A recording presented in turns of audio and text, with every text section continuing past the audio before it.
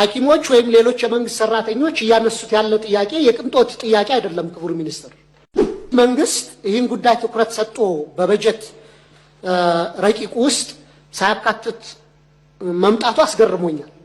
በመሰረታዊነት የመንግስትን ስራ ለመስራት የቤት ኪራይ ከፍለው ልጆቻቸውን መግበው ልጆቻቸውን ትምህርት ቤት ልከው የሚኖሩበት ሚኒመም የሆነ ተመጣጣኝ የሆነ የደሞዝ ጥያቄ ነው። የሌማት ትሩፋት አለ በሚባልበት ሀገር 1.6 ቢሊዮን በላይ እንቁላል እያበረትን ነው በሚባልበት ሀገር አንድ እንቁላል 23 ብር እንዲደርስ አድርጓል። 1 ሊትር ወተት ኦልሞስት ከ110 ብር በላይ እንዲደርስ አድርጓል። አጋባኝና ለኔ በተወሰነ ደረጃ አስቂኝም ሆኖ ያየሁት ደግሞ ከነዳጅ የሚሰበሰበው ተጨማሪ እሴት ታክስና ኤክሳይዝ ታክስ በመደበኛ በጀት ውስጥ ተካቶ ለነዳጅ ድጎማ ይላል ማብራሪያው ላይ። ማነሳቸው ጥያቄዎች አንዳንዶቹ የመርህ አንዳንዶቹ የፖሊሲ ይሆናሉ፣ አንዳንዶቹ ደግሞ ከዝርዝር በጀቱ ጋር ተያይዘው የሚነሱ ሊሆኑ ይችላሉ። አንደኛው ጉዳይ በሌሎች ተናጋሪዎችም ተነስቷል፣ ግን አጽንኦት ለመስጠት ነው። ከቀረበው የበጀት ረቂቅ ላይ የደሞዝ ማሻሻያን በተመለከተ የተገለጸ ጉዳይ የለም። ምናልባት 269 ቢሊዮን መጠባበቂያ ይላል።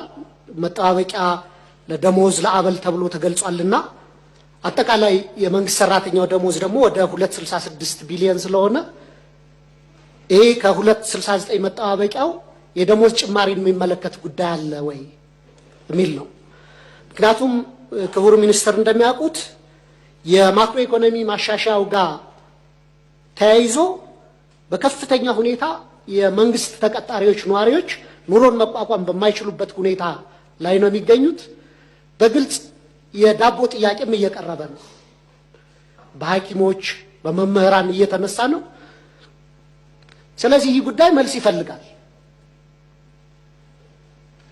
ሐኪሞች ወይም ሌሎች የመንግስት ሰራተኞች እያነሱት ያለው ጥያቄ የቅንጦት ጥያቄ አይደለም። ክቡር ሚኒስትር፣ በመሰረታዊነት የመንግስትን ስራ ለመስራት የቤት ኪራይ ከፍለው ልጆቻቸውን መግበው ልጆቻቸውን ትምህርት ቤት ልከው የሚኖሩበት ሚኒመም የሆነ ተመጣጣኝ የሆነ የደሞዝ ጥያቄ ነው። ስለዚህ መንግስት ይህን ጉዳይ ትኩረት ሰጥቶ በበጀት ረቂቅ ውስጥ ሳያካትት መምጣቱ አስገርሞኛል እና በዚህ ጉዳይ ማብራሪያ ቢሰጥ ነው። ሁለተኛው በዚህ ዓመት ይጣላሉ ተብሎ በቀጣይ ዓመት ይጣላሉ ተብሎ የታሰቡ አዳዲስ የታክስ አይነቶች አሉ።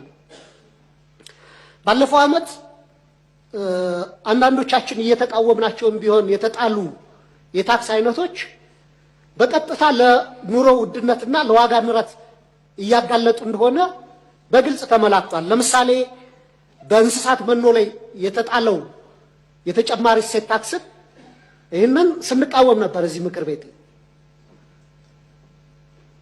እንዴት ወደ ዋጋ ንረት ትራንስሌት አረገ፣ ወደ ዋጋ ውድነት ትራንስሌት አረገ ሲባል የሌማት ትሩፋት አለ በሚባልበት ሀገር 1.6 ቢሊዮን በላይ እንቁላል እያበረትን ነው በሚባልበት ሀገር አንድ እንቁላል 23 ብር እንዲደርስ አድርጓል። 1 ሊትር ወተት ኦልሞስት ከ110 ብር በላይ እንዲደርስ አድርጓል። በቀጣይም በነዳጅ ላይ ተጨማሪ እሴት ታክስና የኤክሳይዝ ታክስ እንደሚጣል እንዲሁም የነዳጅ ተሽከርካሪዎች ዝውውር ታክስም ኢንትሮዲዩስ እንደሚደረግ ተገልጿልና ይህ ጉዳይ በቀጥታ አሁንም የኑሮ ውድነቱ የሚያባብስ ነው። ክቡር ሚኒስትር፣ በጣም ግራ ያጋባኝና ለኔ በተወሰነ ደረጃ አስቂኝም ሆኖ ያየሁት ደግሞ ከነዳጅ የሚሰበሰበው ተጨማሪ እሴት ታክስና ኤክሳይዝ ታክስ በመደበኛ በጀት ውስጥ ተካቶ ለነዳጅ ድጎማ ይላል ማብራሪያው ላይ። ምን አይነት ጨዋታ ነው ይህ? ማለት በቀላል እኮ ታክሱን አለመሰብሰብ ይቻላል አይደል? ዋጋው እንዳይጨምር እና አመክንዮው ትንሽ ግልጽ አይደለም። ሌላ ጥያቄም ሲያነሱት ነበርና ይገባኛል። መንግስት በተቻለ መጠን ወጪዎቹን በገቢ ለመሸፈን ጥረት እያደረገ እንደሆነ እረዳለሁ። ግን ደግሞ ምንጥላቸው ታክሶች እና ከታክስም በተጨማሪ ታክስ ነክ ያልሆኑ ገቢዎች በርካታ መስሪያ ቤቶች ላይ ከፍተኛ የሆነ ጭማሪ የአገልግሎት ጭማሪ ተደርጓል። እነዚህ ተደራራቢ ታክሶችና የአገልግሎት ክፍያዎች ምን ያክል የማህበረሰባችን የመክፈል አቅም መሰረት ያደረጉ ነው የሚለው ነገር መጠናት አለበት ብዬ አስባለሁ። በዚህ ላይም ክቡር ሚኒስትሩ ማብራሪያ እንዲሰጡ እፈልጋለሁ። ሌላው ጉዳይ ዘንድሮም ልክ እንዳምናና ታቻምናው ሁሉ አዳዲስ የካፒታል ፕሮጀክቶች እንደሌሉና የመንግስት መሰረታዊ ትኩረት የተጀመሩ ፕሮጀክቶችን ማጠናቀቅ ላይ እንደሆነ ተገልጿል። ኦልሞስት 3ኛ ዓመታችን መሰለኛ አሁን ትኩረታችን የተጀመሩትን ነው የምንጨርስ እንጂ አዳዲስ ፕሮጀክቶች አንይዝም ይባላል። ልክ ነው፣ የተጀመሩ ፕሮጀክቶች ማለቅ አለባቸው። ነገር ግን መንግስት የተጀመሩ ፕሮጀክቶችን በማጠናቀቅ ስም አዳዲስ ፕሮጀክቶችን መተግበር የሚያቆመው እስከ መቼ ድረስ ነው? አዲስ መንገድ፣ አዲስ የፍጥነት መንገድ፣ አዲስ ሆስፒታል፣ አዲስ ግድብ፣ አዲስ ዩኒቨርሲቲ፣ አዲስ ባቡር፣ አዲስ ኮንዶሚኒየም ቤቶች፣ መኖሪያ የጋራ መኖሪያ ቤቶች መስራት ምን ጀምረው መቼ ነው? ለነዚህ በቂ በጀት ምን ጀምረውስ መቼ ነው? አንደኛው እሱ ነው። ሁለተኛ ለተጀመሩ ፕሮጀክቶችም ለማስጨረሻ ተብሎ የሚመደበው በጀት በቂ አይደለም።